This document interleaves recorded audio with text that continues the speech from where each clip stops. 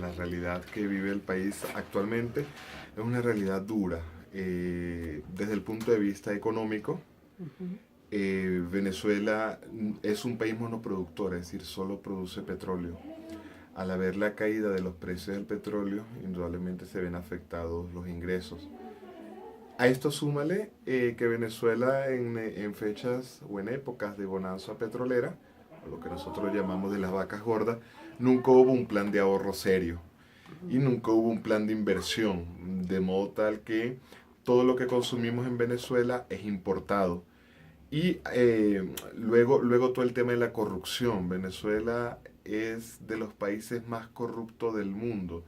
Entonces esto nos tiene en una situación donde no se consigue la materia prima para los alimentos, por un lado. Los servicios eléctricos y su mantenimiento necesitan inversión fundamentalmente en dólares. Los alimentos básicos están desaparecidos de los anaqueles, de modo tal que estamos en una situación de crisis, y así lo ha catalogado el mismo gobierno nacional. Estamos en una crisis y en una emergencia económica, y bueno, esto aquí ha llevado a la escasez de alimentos. Por tanto, la población anda haciendo colas para comprar alimentos y, lo más grave aún, medicinas. Ya hay gente que se está muriendo por falta de medicinas. Ya se han registrado muertes bien por reactivos para el cáncer, para hacer las quimioterapias. Entonces, bueno, esto es una situación de una crisis humanitaria muy grande. Y por otro lado, el gobierno, en una actitud, digamos, un poco soberbia, no ha aceptado inclusive la ayuda de la iglesia. Caritas Venezuela se ofreció, hará algo parecido a un mes y medio, a gestionar con organismos internacionales, traer medicinas al país. El gobierno no aceptó eso y dijo que Venezuela tenía la suficiente medicina para abastecer el mercado y las necesidades de la gente. Desde el punto de vista económico, las salidas que nosotros estamos viendo es, por un lado, volver a llamar a inversionistas, fundamentalmente extranjeros, a invertir en el país. Eso es una medida. Segunda medida, levantar el aparato productivo de la nación. Segunda medida. Tercera medida, limpiar las instituciones oficiales de tanta corrupción que hay allí adentro, ¿no? Y sincerar el control de cambio. Nosotros tenemos dos cambios de dólar oficial y uno paralelo, que el paralelo es el que rige la economía, porque los otros tipos de cambio no lo consigues. Entonces, las medidas tienen que ser políticas y tienen que ser económicas.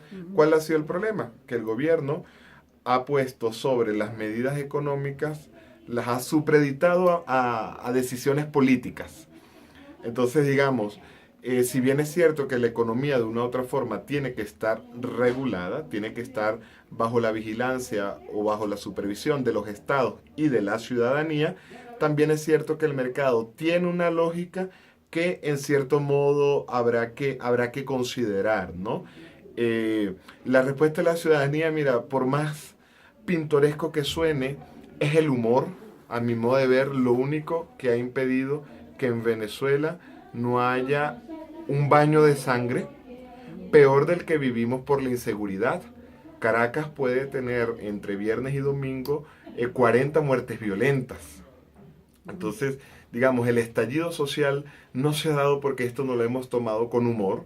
En Venezuela hay una fe mágica de decir, bueno, no hay mal que dure ¿cómo es? 1000 años ni cuerpo que lo resista, Dios proveerá, poco a poco vamos a ir saliendo de esta situación, pero esto no va a ser tan poco a poco.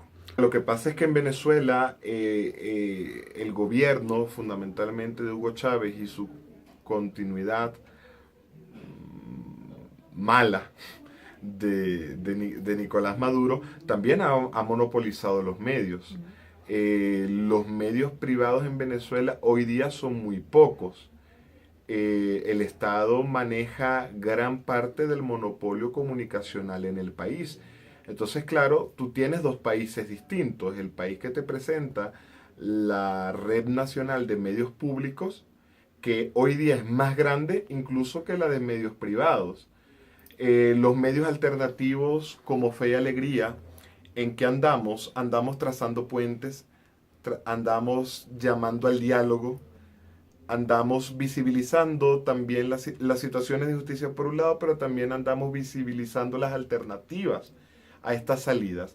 Alternativas no forzosamente neoliberales, alternativas no capitalistas, sino alternativas que le permitan a la ciudadanía contar con los bienes y servicios mínimos que en muchos casos no se tienen para sobrevivir. En Venezuela hoy día hay un racionamiento eléctrico, es decir, que en cada casa de un venezolano se le va la luz de 3 a 4 horas, menos en Caracas. Entonces, así no se puede vivir. Hay gente que se le va la luz todos los días de 1 a 3 de la tarde. Los colegios no están funcionando los días viernes. O sea, la educación es de lunes a jueves. Las oficinas de los entes públicos, fundamentalmente aquellas de atención al público, están funcionando lunes y martes solamente. Entonces, digamos, hay gente que dice que estamos sentados en una bomba de tiempo.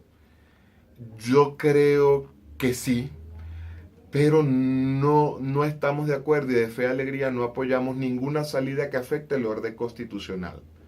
Es decir, desde los medios alternativos negamos esa posibilidad que está en el escenario. Pues sí, muchos lo dicen, pero yo creo que yo creo que si tiene que haber un cambio, tiene que ser en el orden de la Constitución de la República Bolivariana de Venezuela.